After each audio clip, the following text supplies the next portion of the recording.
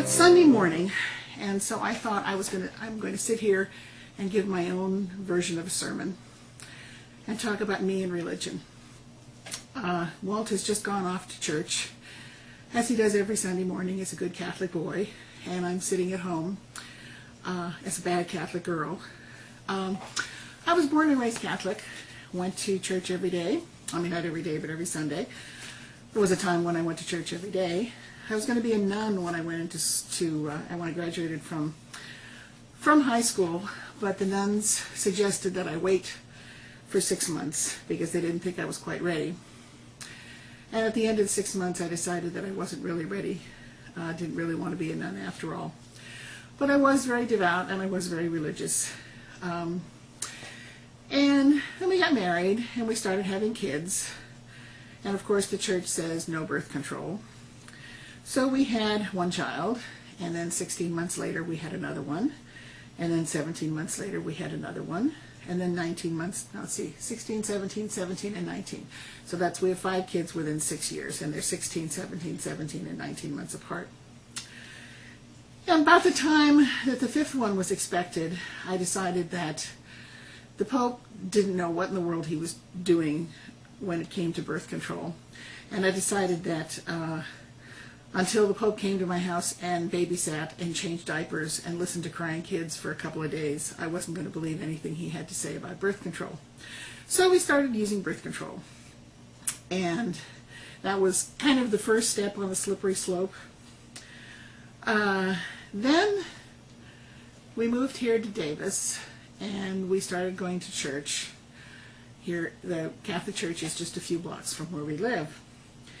Now, a strange thing happened during those years, and that was when I stopped going to church, but I didn't actually stop considering myself a Catholic, which I have since done, by the way. But what happened was, on Sunday morning, Walt has this difficult time getting ready to go anyplace, and on Sunday morning I could get 5 kids up, dressed, and in the car, and I see that I'm shaking the table, sorry. I could get 5 kids up, dressed, and in the car, and he was still in the house. If we went to 9 o'clock Mass, we left for Mass at 9 o'clock. If we went to 10 o'clock Mass, we left for Mass at 10 o'clock. If we went to 5 o'clock Mass at night, we left for Mass at 5 o'clock.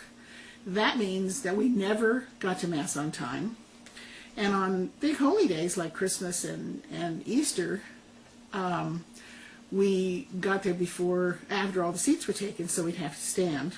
I can remember one Easter, we got to Mass so late that we stood out in the lobby where we could neither see nor hear, but we were there, so we got credit from God, I guess, for being at Mass. And so every time we went to Mass, I went to Mass angry, and I was furious. And it would take me to communion time before I wasn't furious anymore. So I finally decided that the thing that was making me mad every Sunday was going to church, which was an unchristian thing to do, was to be mad. But if I didn't go to church, then I wasn't mad. So I just stopped going to church. But Walter continued going to church. Then the next thing that happened was in the 1980s, we had a lot of people from other countries stay with us, and we had a guy who actually wasn't from another country. Well, he was sort of from another country. He's from Los Angeles. He stayed with us for a while, and he was a non-Catholic, and he decided he was going to become a Catholic. So he asked me if I would be his godmother and or his sponsor. So we had to go to classes for 6 weeks, 6 months, I don't remember how long, but we went to weekly classes.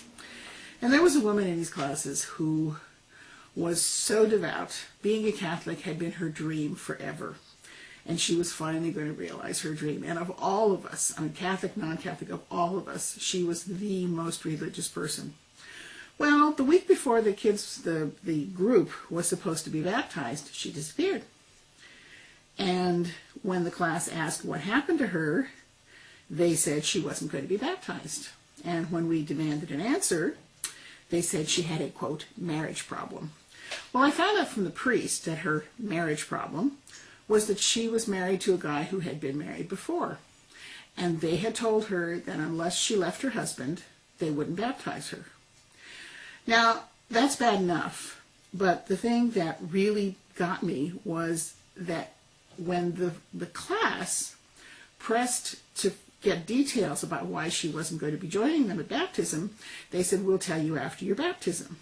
So they're asking this class to sign allegiance to a church, to a religion, without giving them all the rules and regulations, which I found extremely duplicitous. Then along comes all the gay stuff. And I watched all the pronouncements coming out of Rome about, I think they shut down, there were two people, a priest and a nun, whose ministry was to the gay community. And they forbade them to minister to the gay community.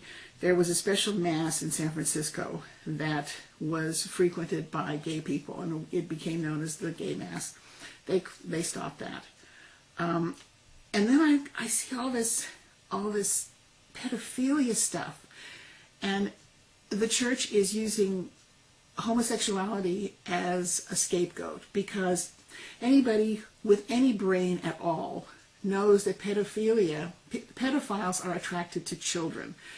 They're not attracted to males or females, they're attracted to children. So homosexuality is not the problem, the pedophilia is the problem. But now our lovely new Pope, no, their lovely new Pope, not me, I don't consider myself a Catholic anymore, has decided that the solution is to not ever ordain gay priests. I think all the gay priests who are presently working for the church ought to just leave. That'll leave two guys to cover the whole world. I look at the lies, I look at the cover-up, I look at the years. I mean, I knew before this whole thing broke, I knew that there was a place where they sent pedophile priests to be cured, and then they sent them back out into parish work again. And the whole thing is just, it's just lie after lie after lie. It's like talking to the federal government, you know? So I no longer consider myself a Catholic, and there have been times in the past when I get a little twinge when went off to Mass, because when you're born and raised a Catholic, you've got all those guilt things inside you. You know, you should be doing this, and God's going to strike you dead, and all these things. But I lost my guilt a long time ago. I think that the Catholic Church is really a crock of shit. You know, I admire people who have beliefs. My mother, when I asked my mother how she can continue to go to a church which even she admits has all these problems, she says she takes from it what makes her feel good. Well, when you go to Mass, you say, I believe in the one holy Catholic and Apostolic Church. The one holy Catholic and Apostolic Church. The one church has always bothered me anyway. Like, we have the rights to heaven sewn up, and I think that's stupid. Because I know at that time my mother wasn't even a Catholic, and she was one of the best people I knew. My father was a real son of a bitch, and according to the church's teaching, he had a straight shot into heaven, and she was never going to get there. So anyway, I think the Catholic Church, I tolerate people who still find strength in it. I no longer find strength in it. And on Sunday morning, I sit here at my table and I make videos, or I sit at my computer and I read email and watch videos. And that's my religion.